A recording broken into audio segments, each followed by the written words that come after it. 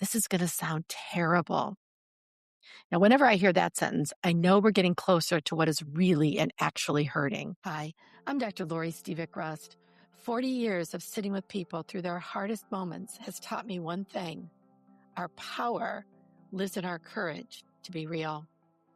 This is where we stop pretending and we find our way back to ourselves. I'm glad you're here. Now pull up a chair. This is Becoming Real.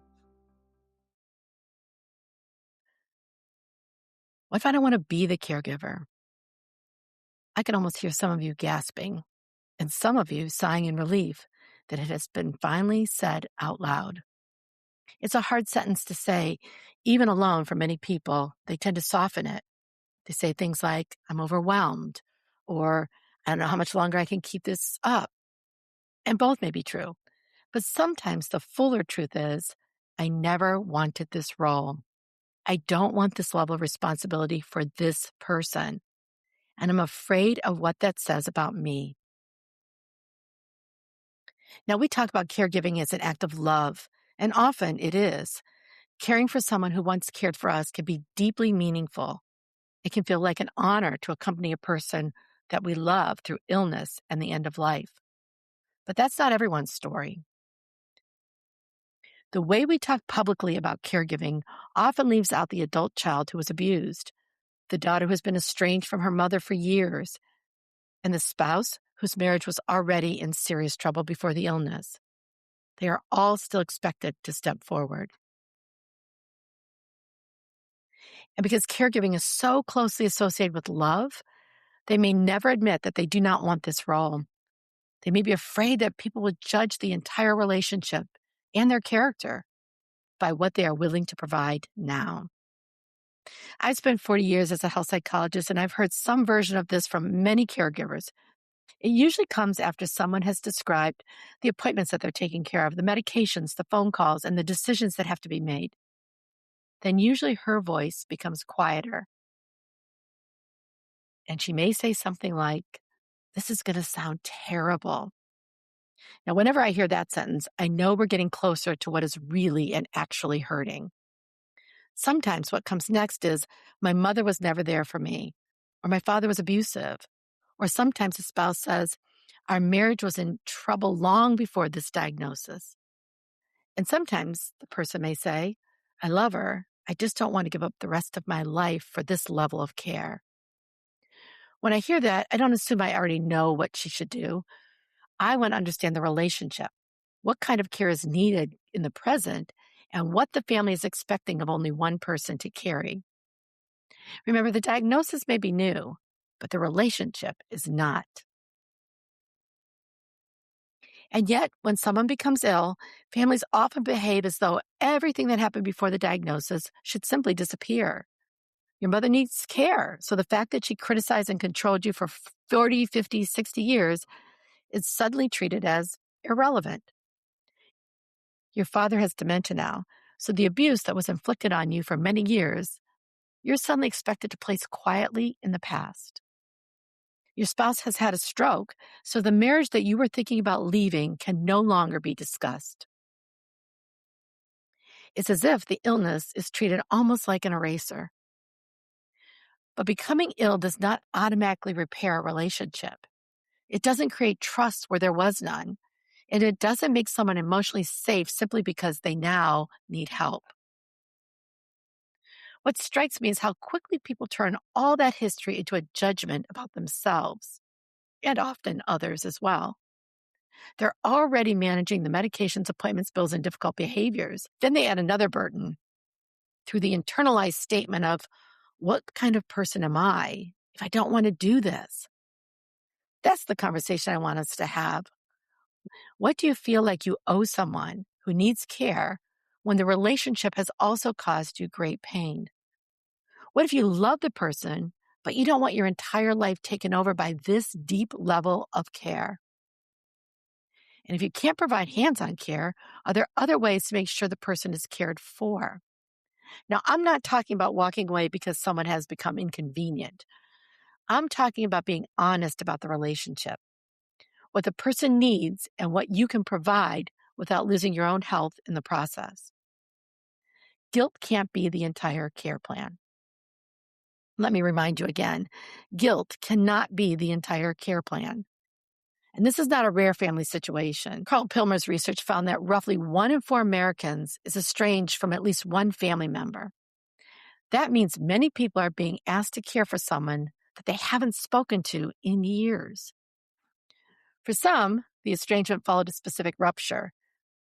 For others, distance was the only way they knew to protect themselves from years of criticism, manipulation, addiction, or abuse. Then the hospital calls, or another family member calls. And suddenly, the person you worked very hard to create distance from is being asked to move back into the center of the relationship. Now, of course, we know that the expectation is often strongest for daughters. It doesn't seem to matter whether the daughter was loved well, whether she feels safe, or whether she has the skills and the capacity to provide the care. She's the daughter, so the family naturally assumes she'll do it. That assumption alone can activate an old role almost immediately. Maybe you learned very early that your mother or father's mood determined the mood of the entire house. When he or she was upset or angry, everyone felt it. You became the child who could read her face or his before he ever said a word. You knew when to stay quiet, when to comfort them, and when to give in. We have a clinical word, of course, for some of this called parentification. It happens when a child begins carrying responsibilities that really do belong to the adult. Sometimes these responsibilities are practical. The child cares for younger siblings, prepares meals, or tries to manage a parent who is drinking. Sometimes the role is emotional. The child becomes the person the parent confides in, leans on, and expects to make everything better. These children often grow up into highly competent adults. They notice everyone's needs. They know how to calm a room. They become the dependable person that everyone calls. But another person's disappointment may still feel like something they have to fix immediately. I know there are many people listening to this who can relate. So now you're a 65-year-old and your mother calls. You hear a certain tone in her voice and your body reacts before you have time to think through what is happening. Your chest tightens, you start explaining yourself, or you agree to something you had already decided you could not do. Then you hang up the phone, angry with her and angry with yourself because somehow you said yes again. Now, people sometimes use the phrase, your body keeps the score, based on the popular book, but they use it so broadly that it begins to lose its meaning. Here's what it means in this situation for me. When you repeatedly live with criticism, anger, or emotional punishment, your brain learns which signals usually mean trouble. It may be a certain tone of voice, a sigh, a look, or the beginning of an accusation. Now, turn the clocks forward years later. One of those cues can still set off a stress response before you have time to decide what is actually happening. Your heart races, your muscles tense. You may feel an immediate urge to argue, leave, or shut down, or give in so the tension will stop. Your nervous system learned to react this way for a reason. The problem is that your body may still be responding to your mother or father as though you are the child who cannot leave the room and you are trapped. Now, that doesn't mean that every uncomfortable family interaction is trauma, but it does help us understand why saying no can feel much more difficult than someone outside the relationship realizes. You know, when people say, well, just say no, there's a complicated underpinning usually to the reasons that we stay stuck. Kong and Mormon studied adult children caring for parents who had maltreated or abused them in the past. Their paper has a title that says plainly what many families will not say out loud: Caring for My Abuser. They found more depressive symptoms among caregivers who had a history of childhood trauma and mistreatment. That finding, of course, makes sense when we picture what the care may involve. You may be put in a position to have to bathe the person who once hurt you. You may be sitting in a medical appointment advocating for their needs when they never protected yours. Even when you choose to provide that care, the work carries something different. Years ago, I worked with a woman in her late 60s who was an only child. Her mother lived about an hour away and had several medical problems. but the difficulty between them was much older than the illness. Her mother had always held her close through criticism and guilt. The daughter learned that being a good daughter meant paying very close attention to her mother's feelings. As her mother aged, the daughter made appointments, drove the hour, and tried to solve each new problem. Almost every solution that the daughter provided was rejected. Her mother didn't want outside help coming into the house, so her daughter had to do all of the services. If the daughter offered one day, her mother wanted another. When the daughter spent a weekend with her own grandchildren, her mother talked about being abandoned. Eventually, it became clear that the practical help could never satisfy what her mother was really asking for. Her mother wanted continuing proof that she came first. There was no amount of grocery shopping, medication management, or doctor's visits that could provide that proof. The daughter would set a limit and then feel guilty. Then she would cancel her own plans and make the drive to her mother's. As soon as she did, the guilt eased. Now, of course, as her psychologist, I was paying attention to that relief. When a behavior removes an uncomfortable feeling, we become more likely to repeat it. Giving in worked because it reduced her guilt, but it worked only for a little while. Then her mother needed something else, and the cycle began again. That is why I become really frustrated when people say, she just needs to set a boundary. Now, the words may be simple, but holding the boundary is where the psychological work really begins, and it's hard. One day I asked her, can you allow your mother to be unhappy with you? Can you tolerate the silence or the accusations that follows? Can you feel guilty without treating that guilt as proof that you've done something wrong? For the person who was abused or estranged, the decision about caregiving has to begin with safety. What kind of contact can you have with this parent without becoming emotionally or physically unwell? Now, you may decide to coordinate services from a distance. It may also bring up grief that has very little to do with the illness or the potential coming death. Some adult children keep hoping that illness will finally soften the parent. Maybe now, there will be tenderness, an apology, or some acknowledgement of what happened. Now, sometimes relationships do soften, but more often than not, the parent may remain who they've always been. Providing more care will simply not repair that wound. The care is happening now, but the wound belongs to a lifetime. Forgiveness, if it matters to you, does not require you to remove boundaries or provide intimate access to someone who is unsafe. Remember, reconciliation is different. It requires safety and participation from both people. You may love your father and still be angry about all those years when work came first. You may feel tenderness towards your mother and still remember how critical she was of your body, your parenting, or your choices you made throughout life. You may have shared a good life with your spouse and still carry injuries the two of you have never repaired. Family researchers use the term intergenerational ambivalence to describe the affection and conflict that can exist at the same time between adult children and their parents. The term sounds clinical, but the experience is familiar. Your parents want to remain independent and also expect you to be available. You want to be loving and still want some part of your life to remain your own. Both feelings can be true. Ambivalence doesn't mean the love is false. It means that relationships are complicated because relationships are complicated. The trouble begins when you decide that one feeling cancels the other. You notice your resentment and think, gosh, if I really loved him, I wouldn't feel this way. So you push the resentment down instead of asking what it may be trying to tell you. Maybe the work is unfairly divided. Maybe you have not slept through the night in months. Maybe the person receiving care speaks to you in a way that would not be acceptable in any other relationship. Resentment is not always evidence that you're selfish or uncaring. Sometimes it's the first sign that you have been exceeding a limit without admitting that the limit has been exceeded. Sit with that for a minute. Trying not to feel it does not make the relationship more loving. All it does is add that now you have to monitor your face, swallow what you want to say, and continue performing the version of caregiving everyone expects from you. And that takes a tremendous amount of energy.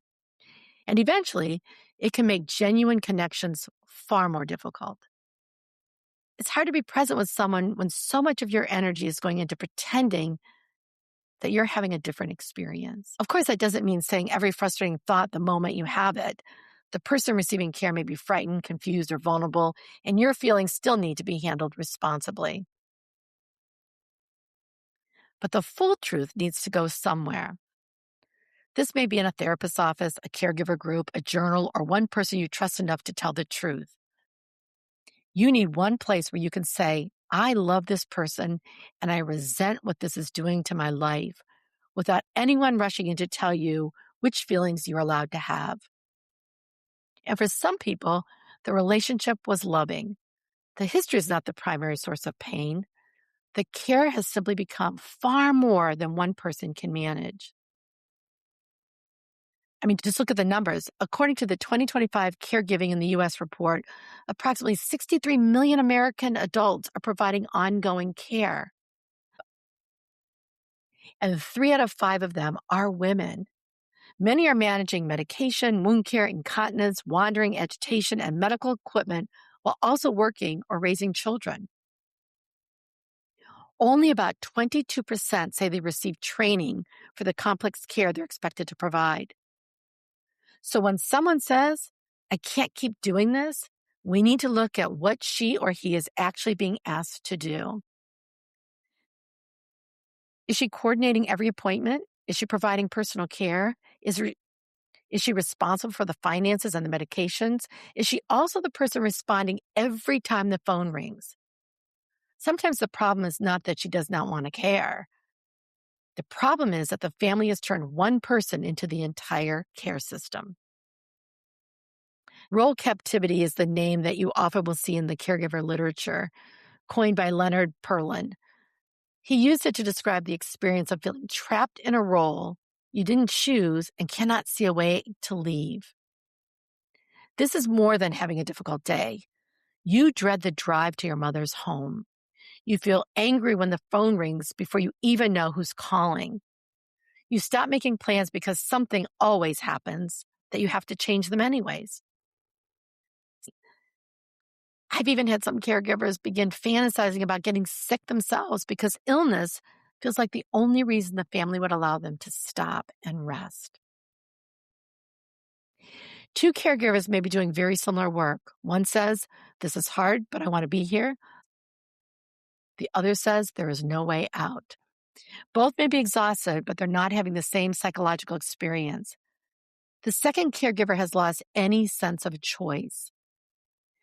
Caregivers who feel they have no choice about taking on the role are more likely to report feeling socially isolated, of course. You can understand how that can happen. You say no to enough invitations and people eventually stop asking you. Your world becomes smaller and caregiving moves into the parts of your life that once belonged to you. In many families, the person who loses that sense of choice is still a woman. I've sat in so many family meetings where a son might say that he's uncomfortable bathing his mother, and everyone seems to accept his limit. When the daughter says she's uncomfortable too, the conversation turns immediately to what needs to be done. His discomfort is often respected. Hers is expected to disappear. Many years ago, I worked with a daughter who became responsible for her mother's physical care almost by default. Her brothers said that the bathing and toiling their mother made them uncomfortable. The family accepted their answer and turned to her. The daughter was uncomfortable too, but the family had limited money and she believed there was no other choice to hire outside support. She'd leave work, provide her mother's personal care, and then return to work. We began looking for affordable support options for her. Each time we found a possible source of help, her mother cried and said she didn't want strangers caring for her. The daughter backed away from the plan because she could not bear the feeling that she was causing her mother distress. 3 months into that process, the daughter suffered a massive stroke and died. Her mother lived and eventually entered a nursing home. I've never forgotten that family. I can't tell you that caregiving caused her stroke, of course, but I can tell you that her health was carrying a level of strain everyone around her had begun to accept as normal. In the end, professional caregivers provided the care her mother had insisted only her daughter could give. The daughter's sacrifice didn't prevent that outcome, it only delayed it. Her story is consistent with a larger warning in the research. In a landmark study of older spouses, researchers found a substantially higher mortality risk among caregivers who reported significant emotional or mental strain than among people who were not caregivers. The study doesn't prove that caregiving causes death, but it does tell us that caregiving strain belongs in a serious health conversation. Chronic stress gets into sleep and blood pressure. It affects how we care for ourselves. Often it looks like another missed medication, a symptom put off for 6 months, or another night of interrupted sleep. I know something about this personally. I loved my father. Caring for him near the end of his life felt meaningful to me. I wanted to be there, and I remain grateful that I was able to be there right up until the end. I also ended up in an emergency room with blood pressure so high there was concern about a stroke. There was no resentment towards my father underneath all of this, especially as I sit here today. There was simply emotional and physical strain for the process of caregiving. And deeply loving my father didn't make my body immune to that kind of strain. That experience is why I take caregiver stress seriously, even when the caregiver says, "But I want to be here." Our desire, our willingness may change the emotional experience, but our body and mind is still doing the hard work. So let's return to the sentence that brought us here. What if? I don't want to be the caregiver. Before you decide what that sentence says about you, listen for what you may actually be trying to communicate. You may be saying, "I'm not willing to provide intimate care to someone who abused me." You may be saying, "I love this person, but the care has become more than I can provide alone." Or you may be saying, "I can't do every part of the job, but I can take on a different role." That's where I think families need a more useful way of talking about caregiving. Care is not one job. There is hands-on care, bathing, toileting, feeding, medication, lifting, and supervision. There's oversight and advocacy, arranging services, communicating with doctors, managing finances, and making sure the care plan is working. And there's relational care, visiting, listening, comforting, and simply being the daughter, son, or spouse who loves the person. One person doesn't have to provide all three. You may be able to manage the appointments while a home care worker handles the bathing, and another family member may manage the finances. You may simply visit as a daughter while someone trained provides the physical care. And sometimes your role may be simply to love the person. That is still care. In fact, bringing in help may allow you to have a relationship with the person again. When every visit is consumed by medications, laundry, incontinence, and the next crisis, there's very little room left to be a daughter, a son, or a spouse. Someone else can help with the bath. Someone else can prepare the meals. But they cannot replace your history with the person. They can't be the one who remembers the family story, understands the private joke, or knows which song will still bring comfort. For some caregivers, that may be the most honest and sustainable role they can provide. Now, I fully recognize and I know that paid help is not available to every family. The available choices depend on money, insurance, and where you live. An area agency on aging, hospital social workers, or geriatric care managers may help identify services, although some families will still be choosing among options that feel inadequate. But even when resources are limited, the family needs to name the different kinds of work. Families often assign the person before they define the job. Once you become the caregiver, every new responsibility simply lands with you. I might suggest that you put the actual work on paper. Who's providing the personal care? Who's managing the medication and appointments? Who's dealing with insurance and finance? What happens overnight? Then ask what each person is honestly willing and able to provide. We all will help. Sounds lovely, but that's not a care plan. The person with the most flexible schedule should not automatically receive every task no one else wants. His or her time still belongs to them. When you begin setting limits, someone in the family may have a great deal to say. Often, it's the person doing the least amount of work. I see you nodding out there. A brother who visits twice a year may say, Mom would never want a stranger in the house. But what he may not recognize is that he just volunteered his sister to keep doing the work. I would bring his opinion back to the care itself.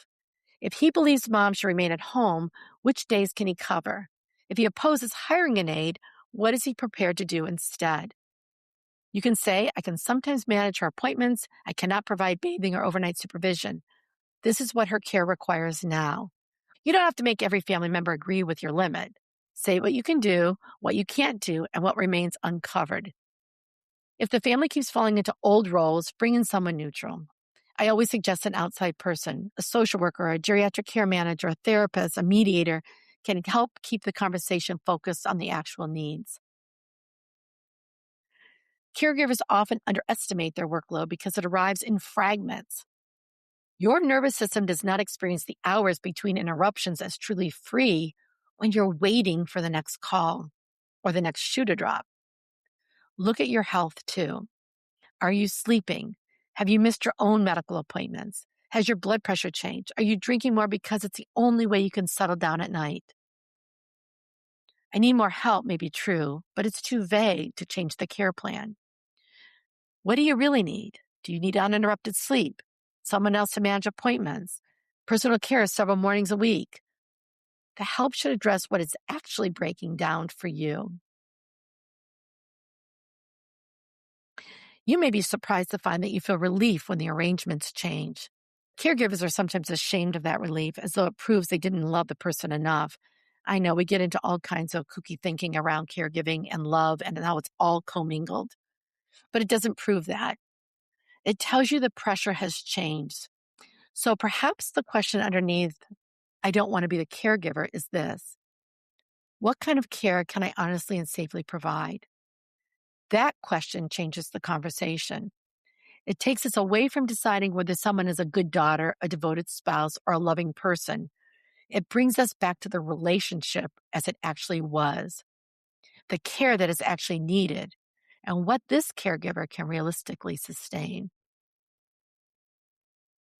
If the person needing care abused you, the honest answer may involve very limited contact. It may mean arranging services from a distance. There may also be circumstances in which you cannot safely participate at all. A diagnosis creates needs.